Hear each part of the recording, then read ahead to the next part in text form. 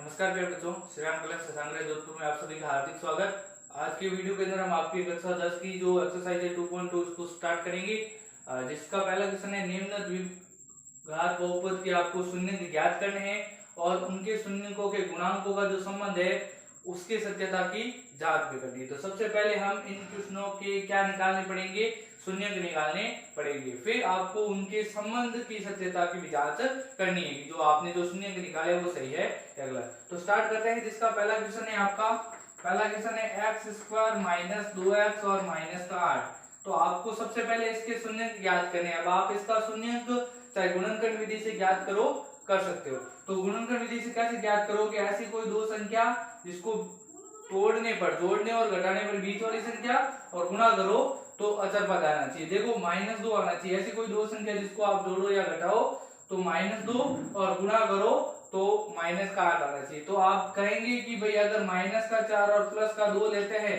इनको घटाने पर हमेशा -2 आता है और इन्हीं को गुणा करते हो तो -8 आता है। तो हम यहाँ पर यही लेंगे। तो क्या हो जाएगा एक्स स्क्वायर माइनस का 4x प्लस का 2x। इस 2 की जगह हम -4 + 2 लिख सकते हैं, तो इसकी जगह हमने ये लिख दिया और ये -8 का -8 हो गया। अब इनके अंदर से कॉमन ले लीजिए आप।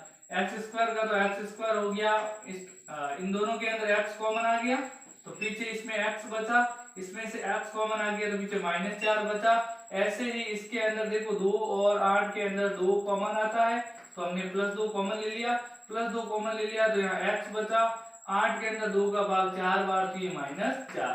अब इन दोनों के अंदर आप देखोगे x -4 कॉमन आ गया तो पीछे बचा x + 2 बच गया।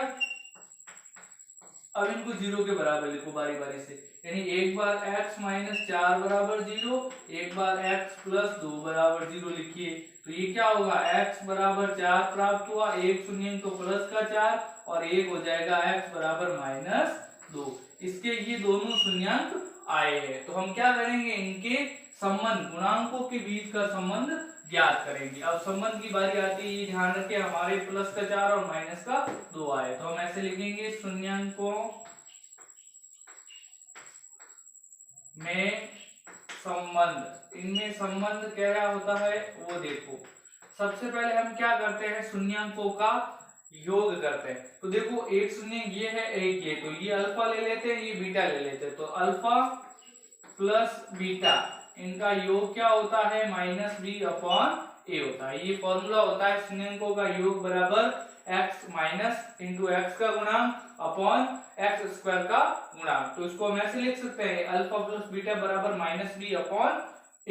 तो यहाँ पर अल्फा और बीटा क्या है, यहाँ पर 4 और -2 बराबर -b²। तो आप इसके अंदर देखेंगे जो x का गुणांक है वो क्या है, b है। तो ये माइनस सूत्र का, और जो x का गुणांक है ये b है वो -2 है, तो ये लिख दिया हमने -2 अपॉन a होता है हमेशा x² का गुणांक। x² का गुणांक क्या होता है, इसके अंदर क्या दे रखा है 1, तो हम लिख देंगे बटे में 1। तो ये हमें कैसे पता चलता है, क्योंकि जो द्विघात समीकरण होता है वो होता है x² + bx + c बराबर 0 के रूप में होता है द्विघात समीकरण। तो इसके अंदर a क्या होता है, जो x² का गुणांक होता है, b क्या होता है, जो x का गुणांक होता है। तो यहाँ पर 4 में से 2 गया तो क्या बचा, 2 बचा। ऐसे ही माइनस माइनस गुणा होकर 2 हो गया। देखो शून्यांकों के योग में भी ये दोनों बराबर आए। अब हम ज्ञात करेंगे शून्यांकों का गुणनफल। शून्यांकों का गुणनफल मतलब इन दोनों का गुणा, यानी अल्फा इंटू बीटा बराबर क्या होता है, c/a होता है। क्या होता है, c/a, यानी इन दोनों का गुणा करो। अल्फा 4 है और बीटा है वो -2 है, तो ये किसके बराबर होगा, c/a के बराबर। c इसके अंदर देखो क्या होता है, अचर संख्या। अचर संख्या यहाँ क्या है, -8 अपॉन a यहाँ पर क्या है 1, तो ये हो जाएगा 1। तो 4 इंटू 4 को -2 से गुणा किया तो -8, तो ये भी हो जाएगा -8 के अंदर 1 का भाग -8 बार। तो ये है शून्यांकों के बीच में संबंध और उनकी जांच की भी, जो हमने शून्यक निकाले वो क्या है, सही है। इसी प्रकार से आप देखें दूसरा क्वेश्चन करते हैं।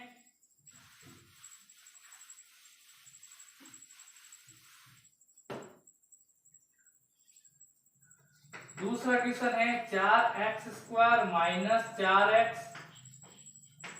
+ 1। हमने पहला क्वेश्चन किया था उसको भी गुणनखंड विधि से किया था और इस क्वेश्चन को भी हम गुणनखंड विधि से ही करेंगे, लेकिन पहले वाले क्वेश्चन के अंदर एक्स स्क्वायर के गुणांक में कुछ भी नहीं था, सिर्फ एक था। यहाँ पर एक्स स्क्वायर के गुणांक में एक है। जब कुछ भी नहीं होता है तो हम क्या करते हैं, बीच वाली संख्या के टुकड़े और जोड़ने घटाने गुणा करने पर पीछे वाली संख्या।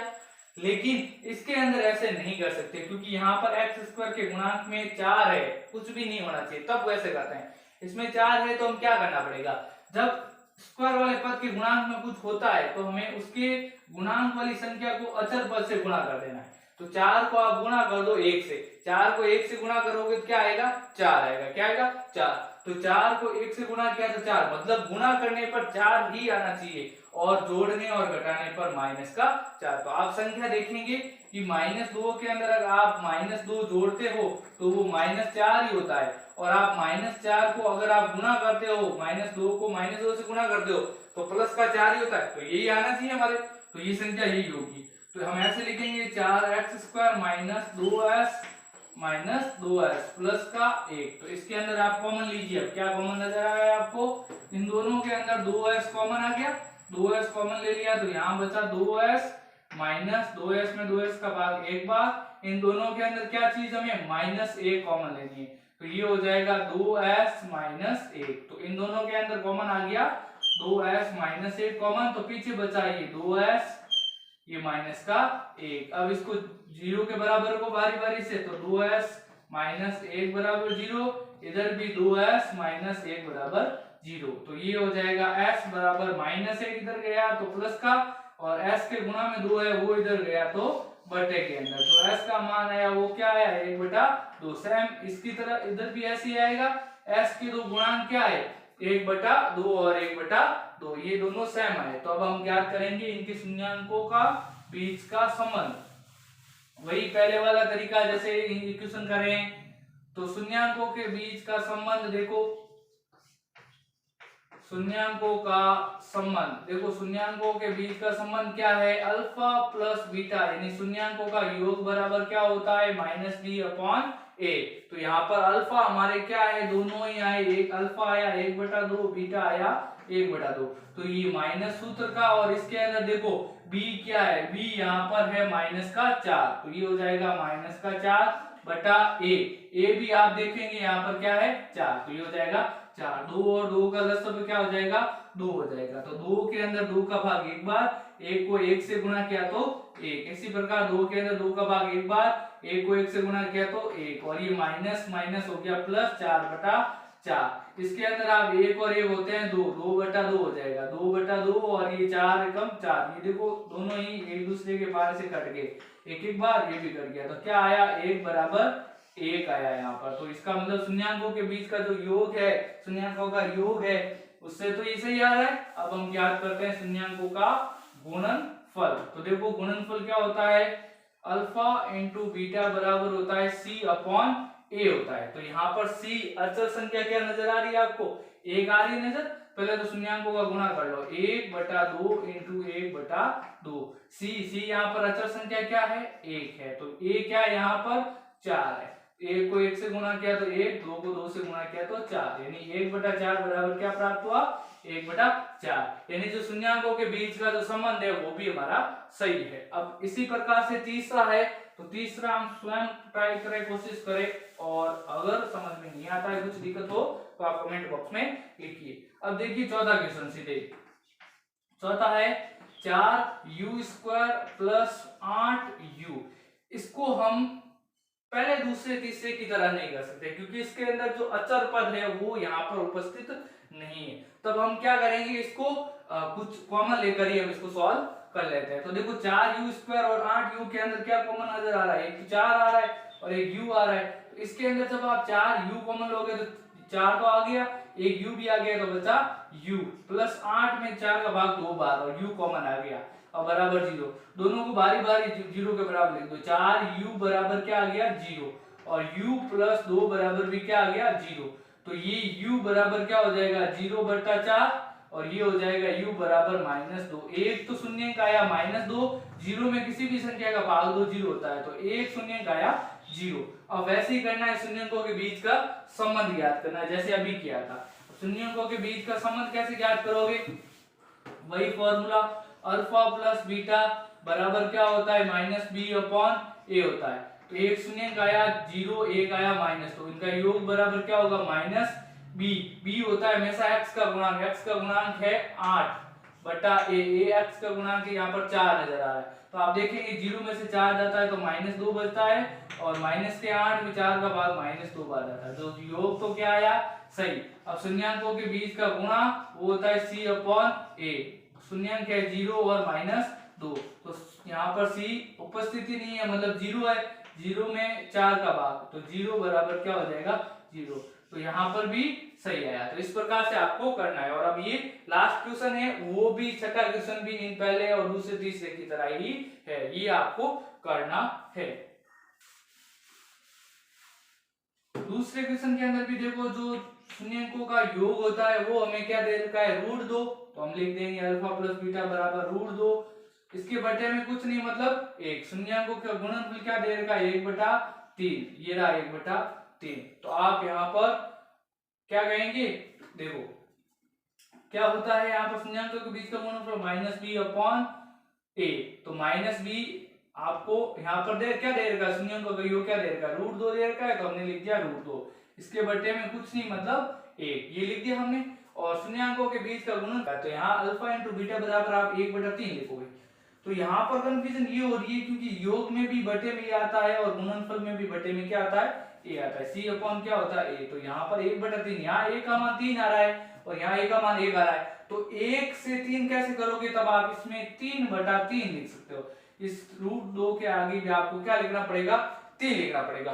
क्यों 3 लिखना पड़ेगा? क्योंकि 3 से 3 कटेगा तभी यहाँ 1 रहेगा, तो वो √2 ही रहेगा शून्यकों का योग। तो आप यहाँ पर देखेंगे आपको तीनों चीजें मिलेगी। बी यहाँ पर क्या नजर आ रहा है? यहाँ पर बी नजर आ रहा है आपको 3√2 नजर आ रहा है। 3√2 भी कैसा होगा? माइनस का, क्योंकि यहाँ माइनस माइनस क्या होगा? प्लस। तो अब यहाँ लिखना पड़ेगा माइनस। फिर आप क्या करोगे?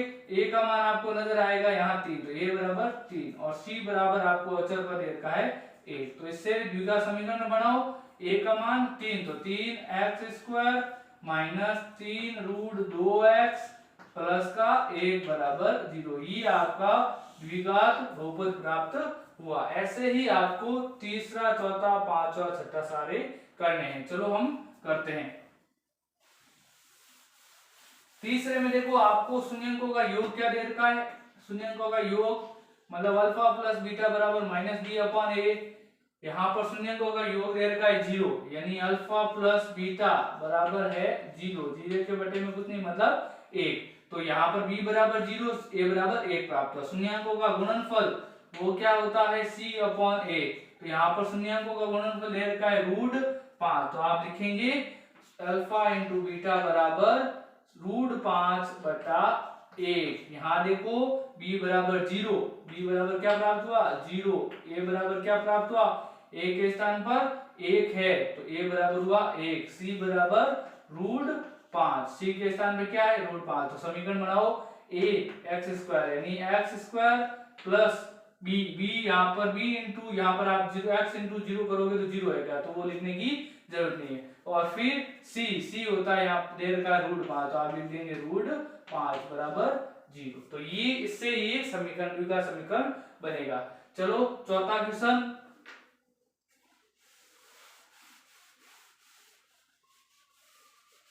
चौथे के अंदर देखो जो शून्यकों का योग दे रखा है वो दे रखा है 1, तो ये लिख दिया 1।